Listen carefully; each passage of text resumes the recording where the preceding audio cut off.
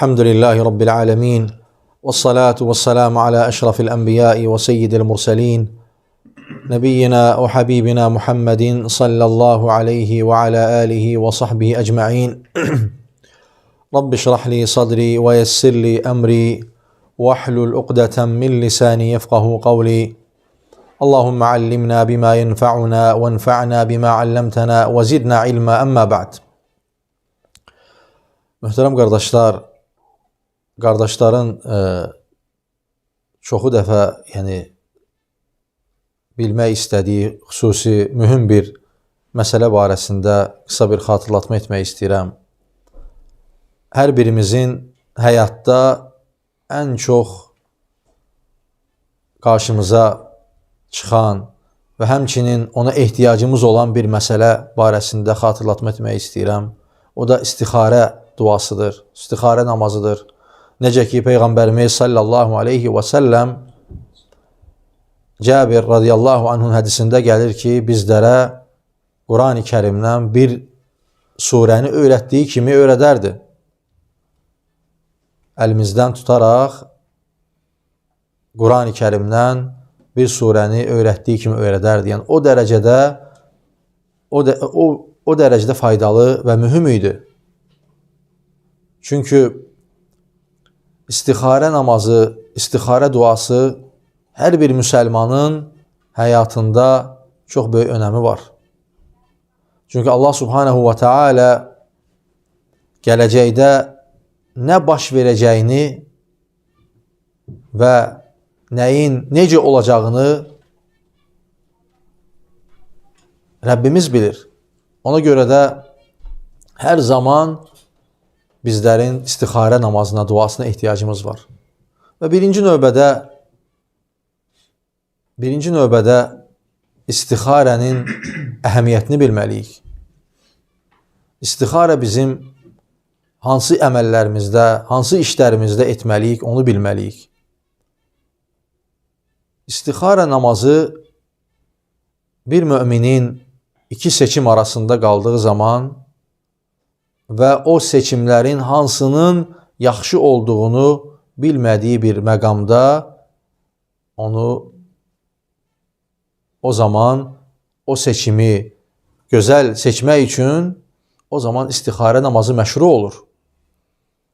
Və bunu hansı vaxt qılınır və neçə dəfə qılınmalıdır və sünnədə necə buyurulub, o barədə inşallah müəyyən məsələləri, vacib olan mühüm məsələləri toxunmaq istəyirik.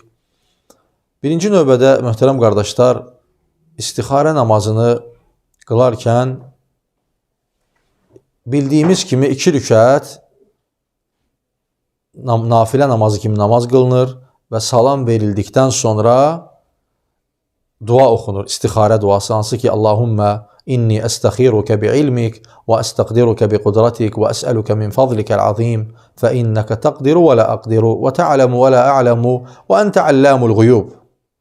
Və bu məqama çatdıqdan sonra Allahümmə in kuntə tə'ələmu, orada gəlir, necə ki sünnədə gəlib hədisdə, Allahümmə in kuntə tə'ələmu sözündən sonra Allahım sən bilirsən, o məqama çatdıqdan sonra öz ehtiyacımızı, hansı ki alacağımız, verəcəyimiz o məsələni dilə gətiririk.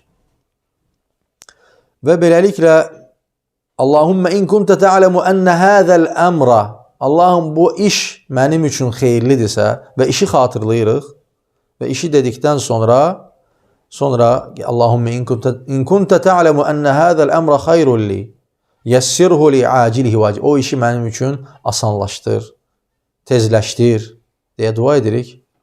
Və ondan sonra da gəlir ki, Allahümmə in kuntə tə'ələmu ənə həzəl əmra şərrulli, əgər bu iş mənim üçün şərdirsə, yəni o işi o məqamda zikr edirik və dalınca deyirik ki, Allahım əgər şərdirsə, fasrifu anni vasrifni anhum, Allahım onu məndən, məni də ondan uzaq et və mənə daha xeyirli olanı nəsib et deyə dua edirik Rəbbimizə.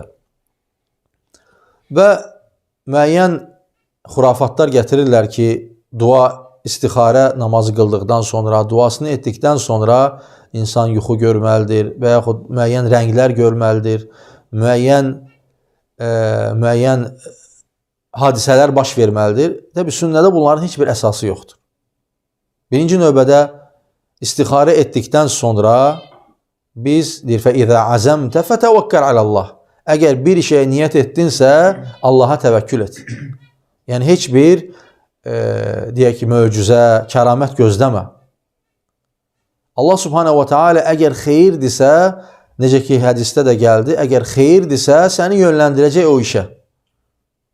Ona görə istixarə duasında bəzi insanlar görürsən xurafatlara düşürlər, bəzən görürsən Allah qorusun bidətə düşürlər. Ona görə dinimizdə nə buyurulub, o şəkildə getməliyik ki, etdiyimiz istixarədə də xeyir bərəkət olsun. Çünki biz bir işin görmək ərəfəsindəyik və bir işə niyyət etmişik və bu işə niyyət etdiyimiz zaman niyyətimizi bidətlə, xurafatlarla etməməliyik. Çünki əgər bir şeyə bidət girərsə, onun xeyrini, bərəkətini alar. Ona görə möhtərəm qardaşlar, bu məsələyə diqqət etməliyik ki, əgər istixarə etdiksə, Allaha təvəkkül etməliyik. Olur ki, bəzən olur, insan istixarə edir və bir rahatlıq tapa bilmir. O zaman alimlər buyururlar ki, olar ki, insan ikinci dəfədə istixarə eləsin, üçüncü dəfədə istixarə etsin və beləliklə işinin arxasınca getsin. Əgər orada onun üçün fayda yoxdursa, orada maneələr törənəcək, müəyyən çətinliklər baş verəcək. Bu da artıq işin getmək məqamında hər şeyi Allah subhanehu və teala özü istədiyi kimi yoluna qoyacaq. Sadəcə biz müsəlmanların, möminlərin üzərinə düşən, müsəlmanın üzərinə düşən odur ki, istixarə etdiyi zaman mütləq istişarə etməlidir. İstişarə nədir? Yəni, istixarə bildik ki, Allah subhanehu və teala ilə məsləhət etmək, işlərimizi ona həvalə etmək və istişarə isə, yəni o işin əhli ilə oturub o məsələni müzakirə etmək, o məsələni haqqında, o məsələni bilən insanlarla o məsələ haqqında məşvərət etmək və bir neçə insanla. Şərt deyil ki, onu çox insanlara yaymaq və o işin əhli olmayan insanlara onu demək məsləhət görülmür. Yəni o işdə o işin haqqını bilən, o iş haqqında məlumatı olan insanlarla görüşmək, onların rəyini almaq tövsiyə olunur. Və bir də görsək ki, o insanların, deyək ki, 3 nəfərin, 5 nəfərin məsləhətinlə bizlərə onların çoxunluğu desə ki, bu işdən xeyir yoxdur, o zaman artıq bu da istixarənin bir nəticəsi kimi dəyərləndirmək olar. Bu da Allah subhanehu və teala tərəfindən bilinən bir haldır ki, görürsən, istixarə edirsən, bir nəticə ala bilmirsən və 3 qardaşla məsləhət edirsən, görürsən, onların 3-ü və yaxud ikisi də sənə deyir ki, bu işdə xeyir yoxdur, uzaqlaş bu işdən. O zaman artıq bir növ istixarənin cavabı kimi dəyərləndirmək olar. Və bunun kimi bir çox hallar var ki, insan istixarədən sonra işin dalınca gedir və görür ki, o iş alınmır. O işdə sıxıntılar var, çətinliklər var, maneələr var. O zaman o işdən uzaqlaşırsan. Yəni illa da ki, o işin alınması üçün insanlar görürsən ki, aylarla, illərlə alınmasa belə gözləyirlər. Və təbii ki, insana, hər bir möminə içində bir rahatlıq var, huzur var. Allah subhanehu və teala Quran-ı Kərimdə buyurur ki, وَعَسَى أَنْ تَكْرَهُوا شَيْئًا فَهُوَ خَيْرٌ لَكُمْ وَعَسَى أَنْ تُحِبُّوا شَيْئًا فَهُوَ شَرٌ لَكُمْ. Siz bir şeyi istəməzsiniz, ikrah edərsiniz, onda sizin üçün xeyir var. Əgər ola bilər ki, siz bir şey istəyirsiniz, o şeye can atarsınız, onda sizin üçün şər var. O zaman insan xeyrin və şərin harda olduğunu bilmir. Bəzən görürsən, bizlərin başımıza gəlir ki, bir şey sevirik, istəyirik ki, onu əldə edək. Onu almaq istədikdə və yaxud da ki, evlilik məsələsində evlənmək istədiyimiz halda görürsən içimizdə bir çox güclü bir istək var, sevgi var. Ancaq istixarədən sonra görürsən o azalır. O azalır. Görürsən o istək sanki səndən uzaqlaşır. Çünki Rəbbinlə istişarə edirsən, məsləhətləşirsən, yəni işlərini ona həvalə edirsən. Və beləliklə Allah Subhanahu wa Taala'nın izni ilə içindən bir rahatlıq sanki sənə o sözü deyir. İnsan onu dərk edir, hiss edir ki, bu rahatlıq, bu sevgi artıq onda yoxdur. Ona görə xurafatlara uymadan işinə davam edirsən, Allah Subhanahu wa Taala əgər o işdə sənin üçün xeyir yoxdursa, o işdən səni çəkindirir, uzaqlaşdırır. Sonra istixarədə, möhtərəm qardaşlar, məsələlərdən başqa birisi də bəzən görürsən, sual olunur ki, istixarə namazından sonra mı qılmalıyıq, yoxsa əvvəl mi? Bəzi alimlər buyururlar ki, istixarə duası namazdan, yəni salamdan əvvəl olunur. Və bəzilər deyir ki, yox, salam verildikdən sonra əllərimizi qaldırırıq. Necə ki, duanın ədəblərindəndir ki, əllərimizi qaldıraraq dua edirik. Və Peyğəmbərimiz sallallahu aleyhi və səlləmdən gələn hədisə istinadən, hansı ki, dubra kullə salə, hər bir namazın sonunda dualar qəbul olunur, onu bir çox alimlər namazdan əvvəl olunmasını tövsiyə edirlər.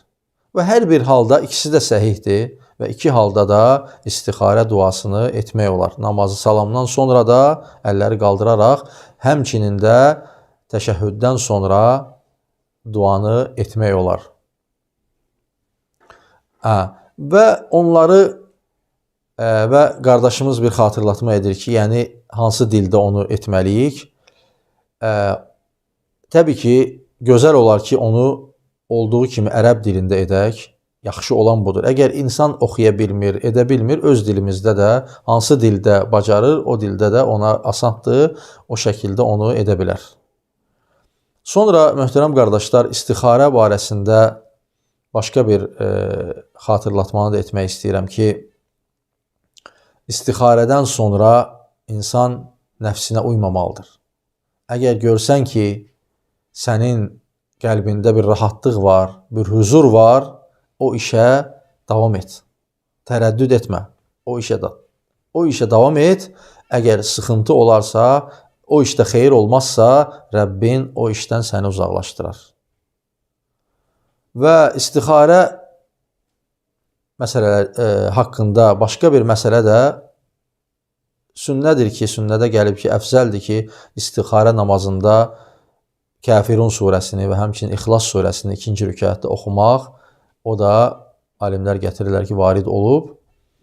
Və bu məsələlərə istixarədə diqqət edirik. Ola bilər hansısa bir qaranlıq qalan məqam var. Qardaşlar indi inşallah sual verərlər, aydınlıq gətirərik.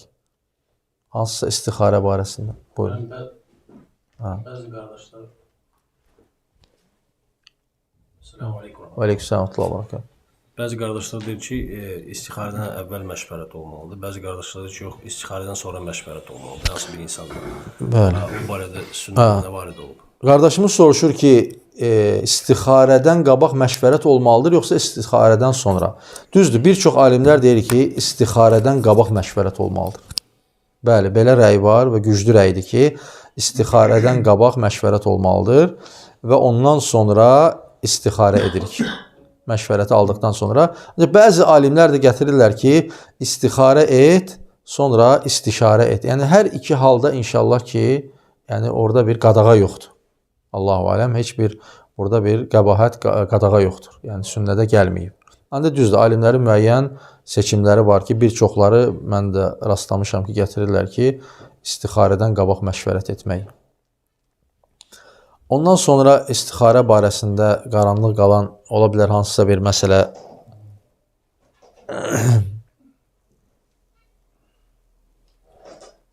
Buyur. Aleykümselam.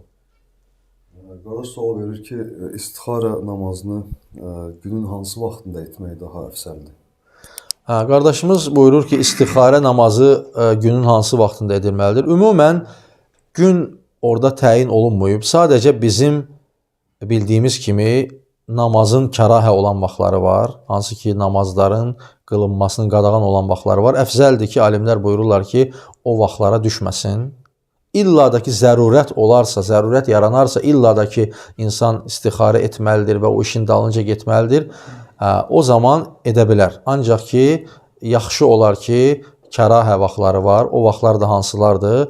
Deyək ki, gün çıxandan, sübh namazından sonra gün çıxana qədər namaz qılmaq bildiyimiz kimi kərahə var.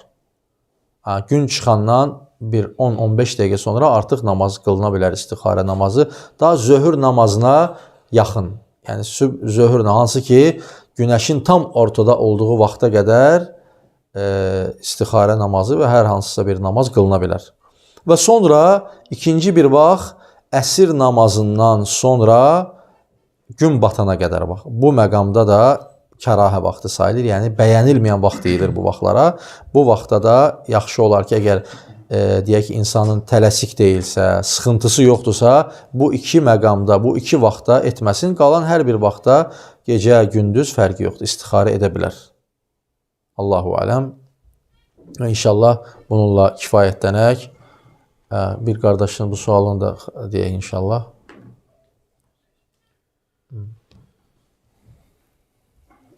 Bəzi qardaşlar istixarə edir və sonra pis olurlar. İstixarə namazdan sonra insan rahatlıq tapır. Yəni, o məqamla bağlı zənnətən xüsusiyyət edir. Qardaşımız soruşur ki, istixarə edəndən sonra yəni pis olurlar. Yəni, necə yəni pis olurlar? Məsələn, bir iş tanız gedir, amma görür ki, alınmır da, yəni.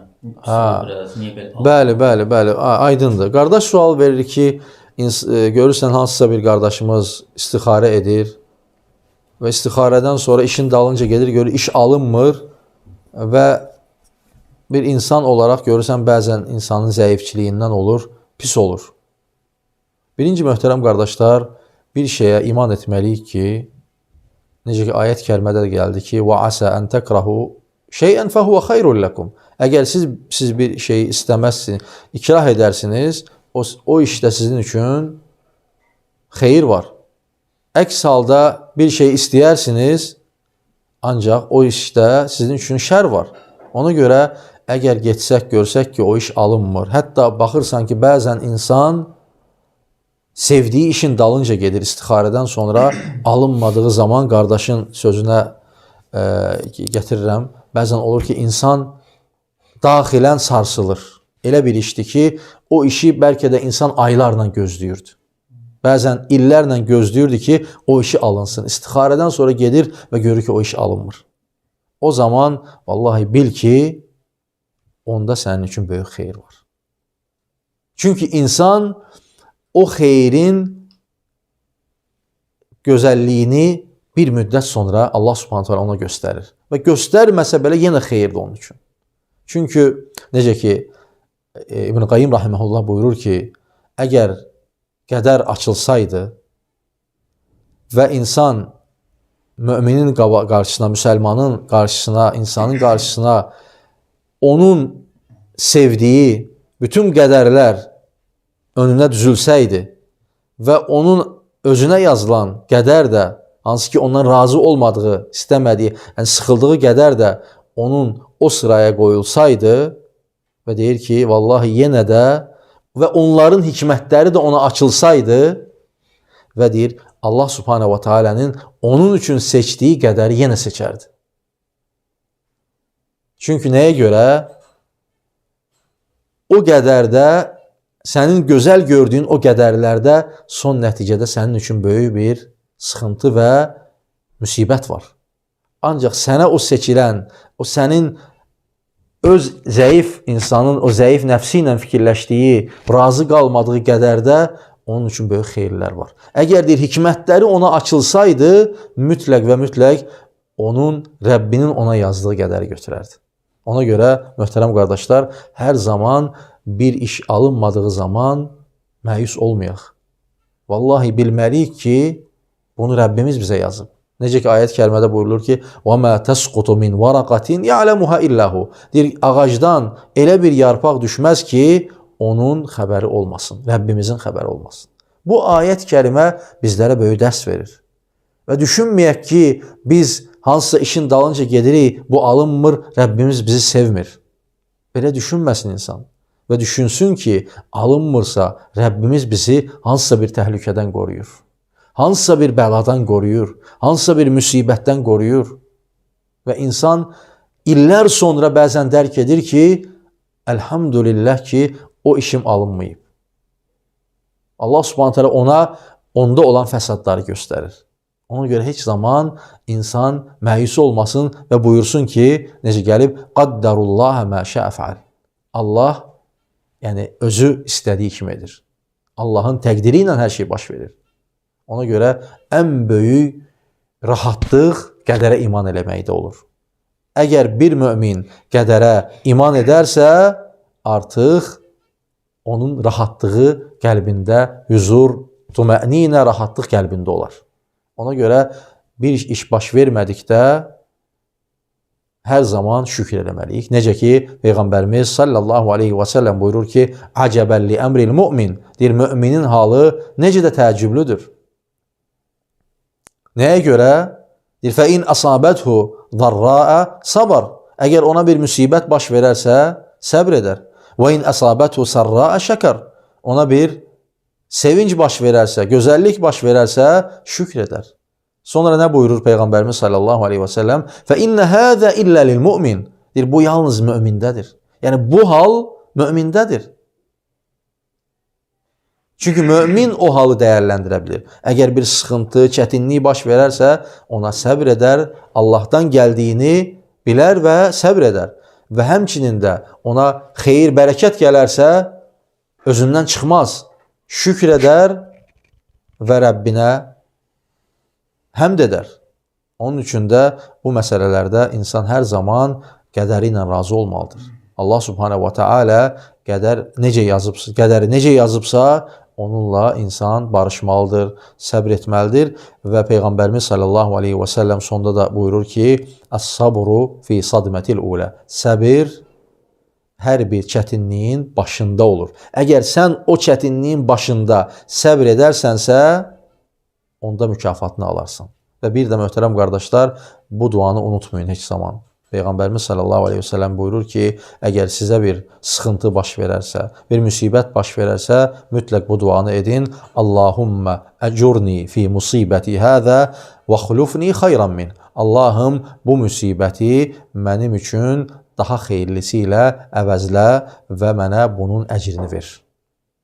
Necə ki, Ummu Sələmə radiyallahu anhunun bir hadisəsini də xatırlayayım ki, Ummu Sələmə radiyallahu anhə yoldaşı Əbu Sələmə dünyasını dəyişəndə çox kədərlənir. Və ona deyirlər ki, bu duanı oxu və o da iman edən qadın, möminət qadın idi. O duanı oxuyur və deyir, öz nəfsimdə fikirləşdim ki, Əbu Sələmədən daha xeyirli insan yəqin ki, mən görmərəm bugündən sonra. O duanı oxuya-oxuya bunu fikirləşib. Və bir gün Peyğəmbərimiz sallallahu aleyhi və səlləm ona elçi düşəndə artıq deyir ki, mən bildim ki, daha xeyirlisi, Əbu Sələmədən də daha xeyirlisi ola bilər və işlərin də hər biri belədir ki, o duanı oxu və yəqin ol ki, Allah onun sənə mükafatını da verəcək və bundan da xeyirlisi ilə səni mükafatlandıracaq. Allah Subhanahu wa Taala faydalı etsin. Buyur qardaş. Sual verir ki, iki sual var. İstixarə namazını bir məsələ ilə bağlı neçə dəfə qılmaq olar? Və ikinci məsələ, qardaş bir misal gətirir. İstixarə namazını qıldım, qadınla evləndim. Nəticədə o qadınla boşandım, övladım oldu və boşandım və o mövzu ilə bağlı çoxlu sıxıntılar yaşadım. Məhkəmələr filan, aliment. Yəni burada sual yaranır ki, bu nəticədə bu xeyir harda ola bilər? Yəni istixarənin daxilində olan xeyrin müddəti hansı müddətə qədərdir və ya ümumiyyətcə yəni bu axirətə qədər nəzərdə tutulur? Yəni bu mövzunu zəhmət olmasa açıqlayar. Allah razı Ha, olsun. birinci sualda Birinci sualda istixarəni neçə dəfə qılmaq olar?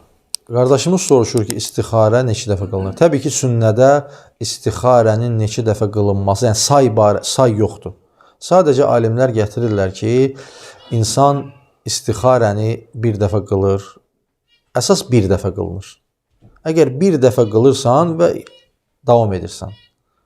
Və buyururlar ki, əgər bir nəticə, bir rahatlıq, huzur tapmadınsa, bir dəfə də yenə əlavə qıla bilərsən. Bir neçə dəfə qıla bilərsən. Ancaq say olaraq gəlməyib. Ümumən gəlib ki, Peyğəmbərimiz sallallahu aleyhi və səlləm Cabir radiyallahu anhu hədisində gəlir ki, Peyğəmbərimiz sallallahu aleyhi və səlləm bizlərə istixarəni öyrədərdi və tövsiyə edərdi. Bir işiniz baş verdikdə, çətinə düşdükdə, iki işin arasında qaldıqda istixarə edin. Və bu baxımdan say orada məhdudiyyəti yoxdur. Ancaq əsas odur ki, bir dəfə istixarə olunur və ondan sonra da əgər ehtiyac varsa, bir daha iki dəfə etməkdə bir qəbahət yoxdur, alimlər gətirirlər. Allahu aləm. Sonra qardaşımız buyurur ki, istixarə etdim, sonra evləndim və sonra da boşandım, ayrıldıq və müəyyən sıxıntılar baş verdi. Və vallahi bu da əgər istixarəni doğru etmisənsə və bil ki, bu da sənin üçün xeyirdir. İnsan əmin olmalıdır ki, burada da bir xeyirlər var. Burada da bir ibrət var, burada da bir dərs var. Çünki insan xeyrin harda olduğunu bilmir. Bəzən olur ki, o hal, o məqamın, evlənməyin, sonra boşanmağın, bunlar hamısı Allahın təqdirində yazılıb. Və onlar hamısı yazılıb və burada da böyük xeyirlər var. Burada da böyük xeyirlər var. Çünki biz düşünürük ki, istixarədən sonra hər şey düz getməlidir deyə bir qayda yoxdur. Mütləq müminin həyatında sıxıntılar olmalıdır. Necə ki, Rəbbimiz Bəqərə surəsində buyurur ki, وَلَنَبْلُوَنَّكُمْ بِشَيْءٍ مِنَ الْخَوْفِ وَالْجُوعِ وَنَقْصٍ مِنَ الْأَمْوَالِ وَالْأَنْفُسِ وَالثَّمَرَاتِ Deyir ki, sizləri imtihan edərik. Nə ilə? Qorxu ilə, ailənizlə, nəfsinizlə, malla, mülklə. Bu imtihanlar mütləq olmalıdır. Hər bir imtihan olmalıdır. Bizdən xeyirlilərin də həyatında baş verib, sahabələrin də həyatında olub, boşanma da olub, evdə problemlər də olub, sıxıntılar da olub. Bunlar baş verə bilər. O demək deyil ki, sən istixarə etdinsə, sənin ölənə qədər sənin işlərin %100 getməlidir. Belə bir qayda yoxdur. Sadəcə biz istixarə edirik və Allaha təvəkkül edirik və inşallah ki, nə baş verirsə xeyirdir. Hətta onun sirri bizə açılsaydı, o boşanmanın, o evliliyin burada da böyük hikmətlər və xeyirlər var. Sadəcə onu biz bilmirik. Bəzən olur o xeyirlər bizlərə açılır. Allah subhanahu wa ta'ala bəzən 10 il sonra, 15 il sonra onu bizə göstərir. Və bəzən də o bizə açılmır, hər bir halda xeyirdir. Ona görə əgər biz istixarə ediriksə və inşallah ki, gözəl nəticələr olur, hətta sıxıntılar olsa belə bilməliyik ki, bu Allahın imtihanıdır və necə ki, möminlərə ayət-i kərimədə də xatırladıq ki, Bəqərə surəsində imtihanlar olunur və sonunda Rəbbimiz nə buyurur? وَبَشِّرِ الصَّابِرِينَ Səbr edənləri müjdələ. Ona görə hər bir müminin həyatında müəyyən sıxıntılar var. Ailəsində də ola bilər, malında da ola bilər, maşınında da, miniyində, evində, işində, səhhətində, hər bir halımızda sıxıntılar, imtihanlar ola bilər. Ona görə Allah subhanahu wa ta'alədən hər bir şeyin xeyirlisini istəmək lazım ki, Rəbbimiz bizləri xeyirlərə müvəffəq etsin. Allah subhanahu wa ta'ala bizə işli faydalanlardan etsin. Və sallallahu və səlləm alə nəbiyyina və habibina.